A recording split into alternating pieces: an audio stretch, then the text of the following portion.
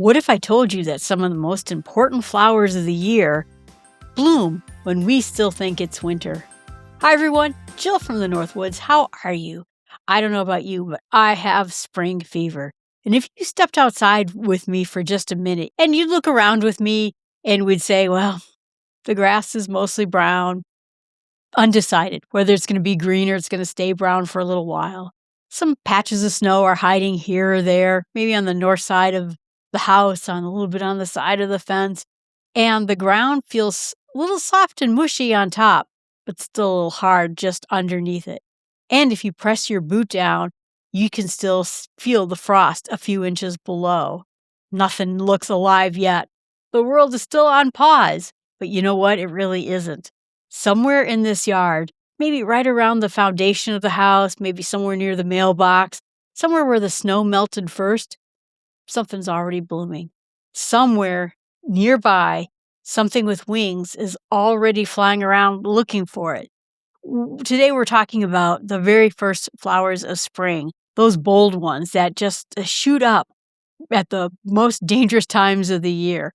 A lot of times people walk right past them. Depend on early spring, not just to be pretty, but for survival. If you look up at the trees, and my friend and I were driving through the country, it's our favorite thing to go for drives and sort of talk about the world.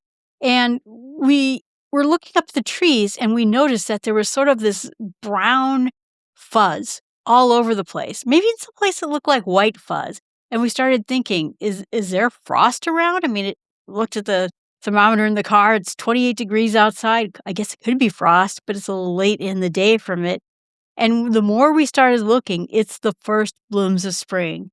There's buds all over the tree. It is starting to happen. The silver maples, they are already starting to get the buds, not quite leaves, but they're already starting to get there so that they can produce leaves. Tiny little reddish clumps in the branches, and if you didn't know what you're looking for, you would miss them. Maple flowers. The bees don't miss them. Silver maples can bloom before the leaves are out in the wind blowing around. Insects can move pollen around freely while it is still in its very infant stage. It's very early, but it's a very strategic move for them so that they can start getting the busy work of spring done.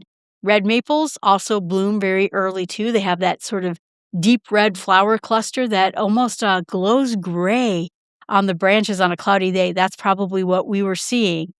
The trees are really the early heroes of early pollinators that are flying around out there. So while it feels like things aren't quite alive, there are things out there. In fact, I got hit by a bug the other day when I was out walking around.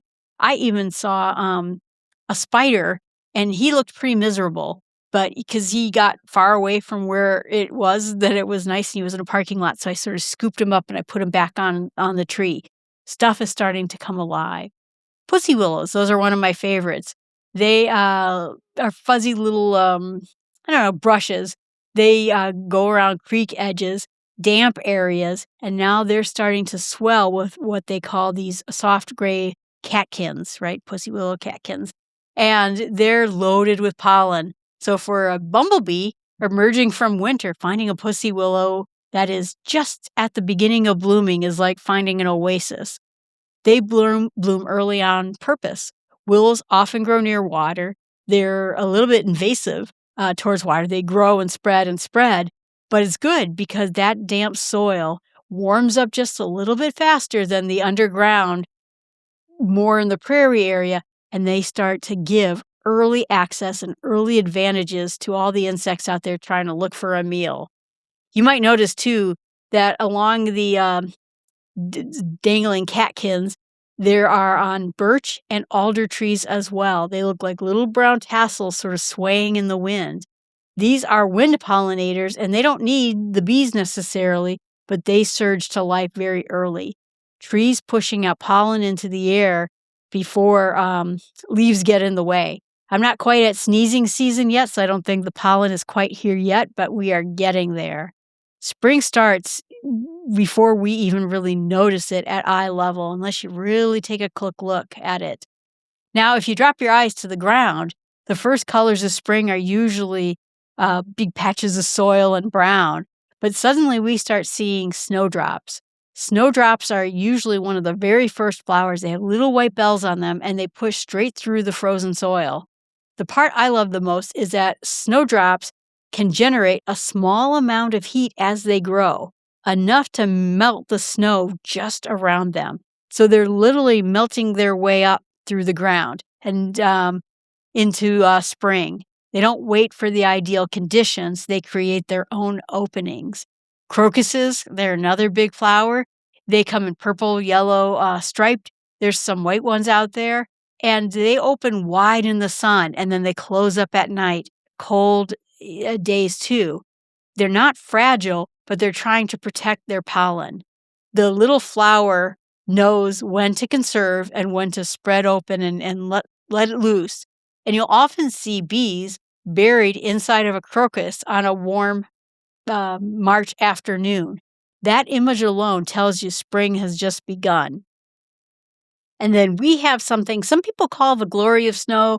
Some people call it crocus lilies. I call them, I think, just purple lilies, but they're small blue star-shaped plants, and they're beautiful.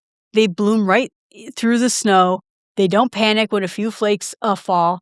They just bloom and hang out and wait, and that's always, I think, my favorite flowers of spring. I have a bunch of them sitting in my backyard.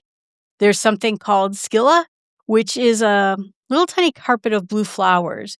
You might want to try planting some for early pollinators next year if you like helping out the pollinators. That's a big thing around my town, is helping out the pollinators. But they bloom when almost nothing else does. Daffodils, quickly behind there. We always get some very early spring daffodils. They contain a compound called licorine, which makes them toxic to most deer and rodent, which is why they survive oftentimes when tulips don't. They're very beautiful and they defend themselves. So my friend grows a bunch of tulips, and every spring she plants the bulbs, but she sees them get lopped off by the chipmunks and the rabbits and things. But the daffodils, at least they defend themselves, so they survive a little bit better. Tulips, like I said, they need cold to bloom properly. It's called vernalization. And that snow that we always complain about in the late, we get that late snow and they're like, we're ready for spring. Why are you still snowing? That's going to be tomorrow. We're getting like 2 inches of snow. But tulips, they're built for it.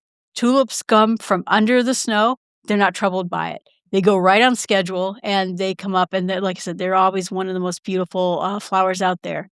Hyacinths, they bloom early as well. They have a really pretty scent. And on a cold day, boy, that scent really travels very nicely. The scent helps to attract early pollinators. We think of it as just being pretty, but usually things in nature have a functionality. So that's kind of fun. Then there's something called coltsfoot. And once the soil is disturbed on the side of a road, you might start noticing coltsfoot. It looks a little bit like a dandelion, and it blooms before its leaves appear. So it's flowers first, and then comes the leaves. It's one of the earliest wildflowers we have in this neck of the woods. I always like seeing them as I'm driving along. It's important, to know about these early blooms because there's a number of different critters out there counting on those early blooms. Think about the bumblebee queens. You see that large, lone bumblebee queen coming out in March.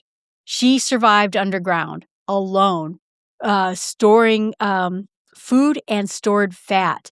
She emerges from her den starving. She has to find nectar for energy, pollen, so she can start producing eggs. And everything depends on those first flowers.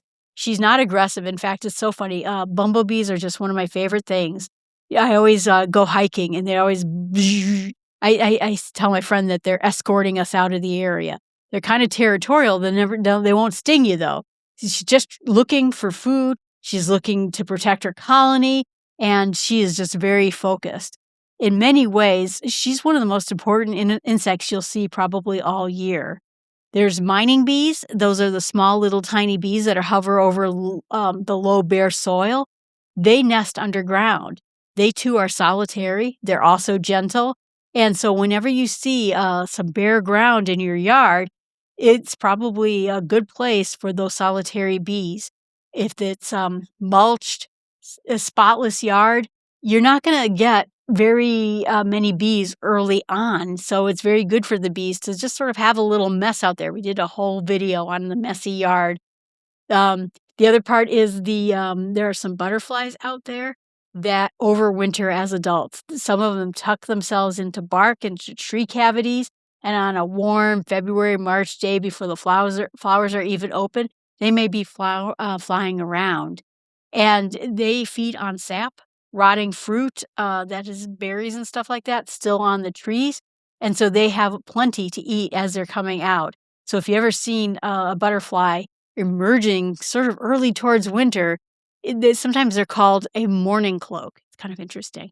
But hoverflies are another one that look a little bit like bees. They don't sting, but another important early pollinator. So it kind of, like I said, it's a clever disguise, for them because they look like bees, so people stay away from them. But they're gentle, and again, they're helping bring this whole spring world out to us. We get that warm winter. My friend Em and I were out hiking, and a lot of birds were pecking at trees. So you could get this idea that bugs were starting to move inside of the trees. But you know what? We also get snow. So it might be warm a couple of days. It was warm last week. Now we're going to get snow tomorrow. Snow returns. The crocuses get buried. The snowdrops disappear. It's not a defeat, right? These flowers are tougher than you think they are. And they contain antifreeze-like components in their cells. So the snow actually helps insulate them a little bit. The flowers, they're not worried about it. We worry, I think, more about the bees and the bumblebees. Bumblebee queen cannot fly below 50 degrees. So if the snow catches her out foraging, she has to find shelter, leaf litter, a log, someplace where she can burrow in. If a cold snap lasts too long, it may be very hard for her to survive. So this is, again, why leaf litter, not cleaning up your yard so nice and tightly, brush piles, that's why it matters. I have a stick pile in my backyard. I have leaf litter in my backyard. When I first bought this house years ago, I was dutifully cleaning up my backyard in fall and then in spring. And the guy who lived behind me, he was the arborist for a tree arboretum that we have here in town.